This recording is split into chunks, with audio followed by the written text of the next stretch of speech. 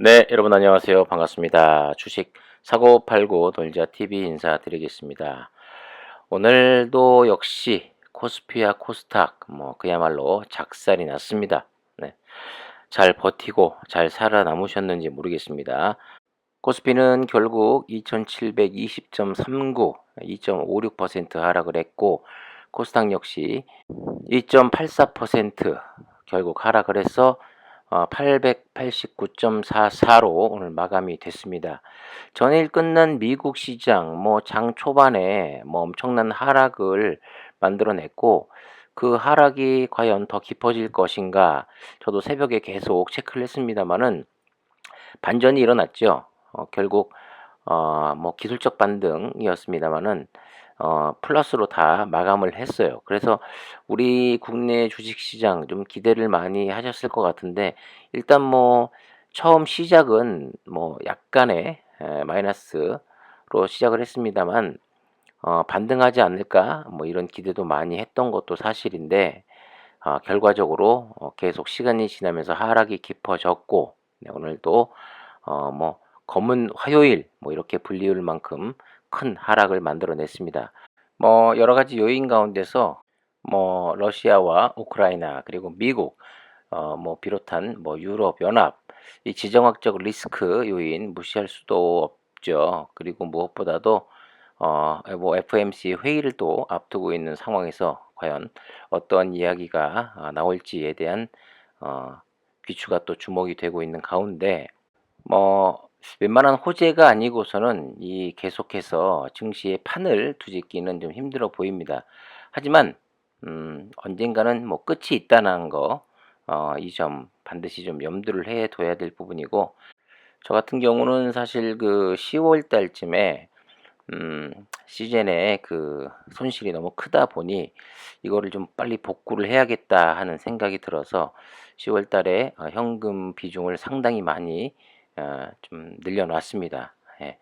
어디서 이제 가지고 와 가지고 충전을 해 놓은 상태인데 손가락이 근질근질 거리더라고요. 그래서 어 꾹 참으면서 기회가 오기만을 계속 기다리고 있었고 그리고 소량 일부 좋은 종목들에 대해서 방망이 짧게 잡고 사고 팔고를 하면서 조금씩 수익을 내고 있는 상황에서 드디어 이제 기회가 오고 있습니다. 그래서 오늘도 전체 현금 비중에 거의 한 20% 가량을 여러 종목을 담았습니다. 그중에 오늘 CGN도 저는 담았습니다. 사실 더 이상 비중을 늘리지 않고 지금 있는 것도 많기 때문에 계속 보유를 하고 올라가는 대로 조금씩 정리를 좀 해 나가려고 비중을 줄이려고 하고 있었는데 최근 들어서 이 분위기가 바뀌었다라고 제가 그렇게 많이 느꼈기 때문에 오늘 일부 담긴 했는데 역시 네, 좀 물렸습니다. 네. 사실 오늘 CGN만 물린 게 아니라 예, 삼성전자를 비롯해서 우량주 20%를 담았는데 예, 거의 다가 물렸어요. 그래도 가격을 보면서 계속 오늘 또 분할 매수를 했기 때문에 시기에 물리진 않고 네, 약하게 다 거의 물렸습니다. 예, 주식은 사자마자 수익이 난 확률보다 물릴 확률이 거의 95% 이상은 되기 때문에 전혀 개의치 않습니다. 이번 조정에 상당히 많은 비중을 실어서 이번에 짧게 또 반등할 때 그때 최대한 수익을 내는 게 목표이고 수익 낸 만큼 또 CGN을 조금씩은 이제 비중을 덜어내는 게 목표이기 때문에 오늘 잘했다고 생각이 됩니다. 자, 오늘 CGN 보면 개인이 17만 6천 주 매수가 들어왔고요. 외국인이 지금 4거래일 만에 다시 매도로 전환했습니다. 거의 20만 주가량을 팔아치웠고 기관이 지금 4거래일째 오늘도 매수가 들어왔습니다. 2만 5천 주가량의 매수가 들어와서 수급적으로 보면 그닥 좋다고는 말씀을 드릴 수는 없을 것 같아요. 그런데 6만 원 선은 좀 지켜주길 바랬는데 네, 결과적으로 5.10% 3,200원이 내린 59,600원으로 마감했습니다. 결국 또 5자를 보고 말았습니다. 5자를 보고만 시즌 정말 오지입니다. 네. 징글징글하죠. 자, 상대적으로 오늘 어제도 마찬가지고 휴마시스를 비롯해서 SD바이오센서도 마찬가지고 이 해외 수출 공시권에 대한 뉴스들이 몇몇 그 기사를 통해서 나오곤 했는데, 보면 뭐 휴마시스 같은 경우도 뭐 천 몇백억, 뭐 SD 바이오센서도 뭐 몇천억대 그런 공시가 나오곤 했습니다만은, 그 상대적으로 CGN 같은 경우도 공시는 내지 않습니다만 뉴스를 통해서 뭐 어디로 얼만큼 수출이 됐고 뭐 전세기를 띄워서 뭐 물건을 보냈다 이런 기사가 나왔는데도 불구하고, CGN은 워낙 또 시총도 있고 기대감이 커서인가요? 전혀 수출 뉴스에 관해서는 이 반응을 하지 못하는 그런 모습을 보이고 있는데, 상대적으로 그런 작은 기업들 같은 경우는 시총 대비 수출 물량이라든가 금액이 상대적으로 커 보이기 때문에 상승의 이런 탄력이 돋보이는 것 같습니다. 많이 안타깝죠. 최근 들어 CGN도 뭐 수출이라든가 작년 4분기 매출도 어닝 서프라이즈를 기록할 것 같기도 한데, 오늘도 조금 더 이 보합선에서 좀 지켜주던가 아니면 상승으로 마무리가 됐으면 좋았을 것을, 오늘 뭐 조정, 네, 5%의 조정은 너무나도 좀 많이 안타깝기는 합니다만은, 요 며칠 새에 계속해서 안 좋은 장세 속에서도 플러스로 잘 지켜준 것이 있기 때문에 뭐 그런 대로 아쉽지만 빠른 시간 내에 다시 6만 원 선을 탈환하는 게 급선무라고 생각이 됩니다.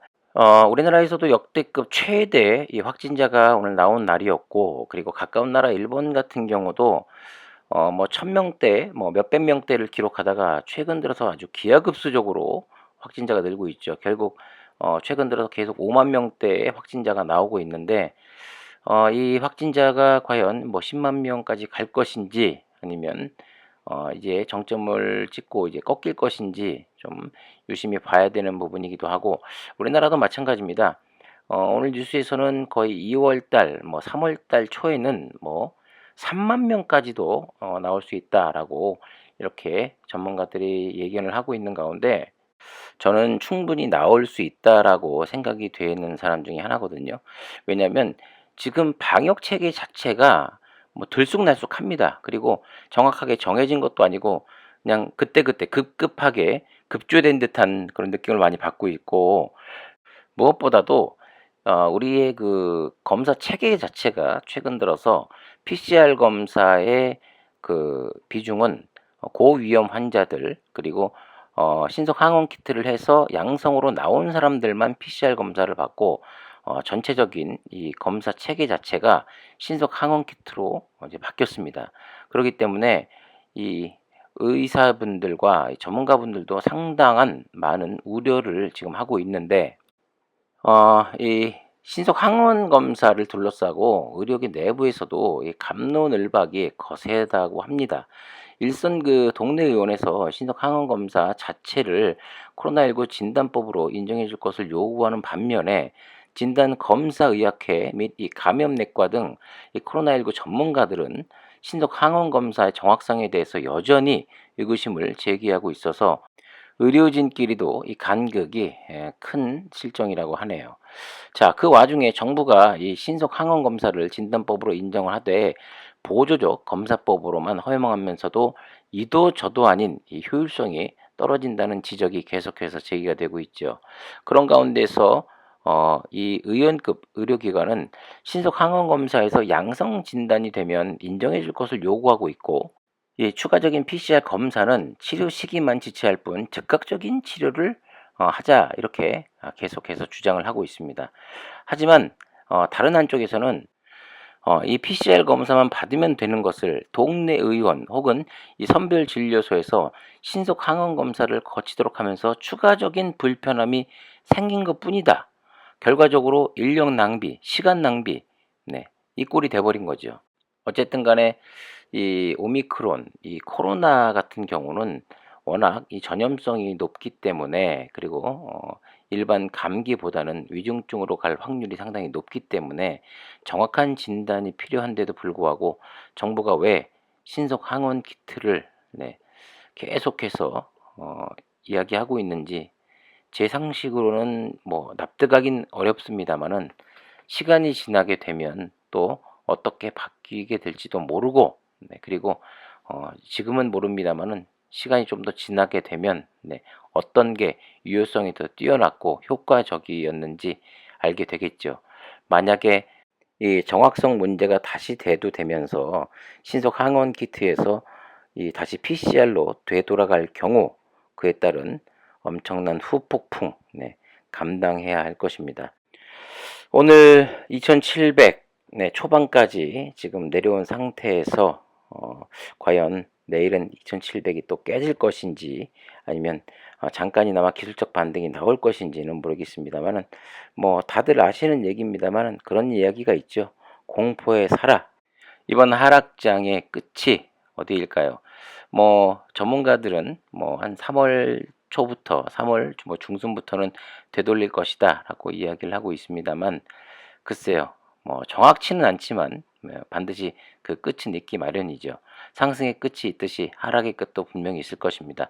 이번 기회를 통해서 여러분들 손실된 부분을 최대한 만회를 하고 분할 매수를 통해서 큰 수익을 얻을 수 있는 그런 기회가 됐으면 좋겠습니다.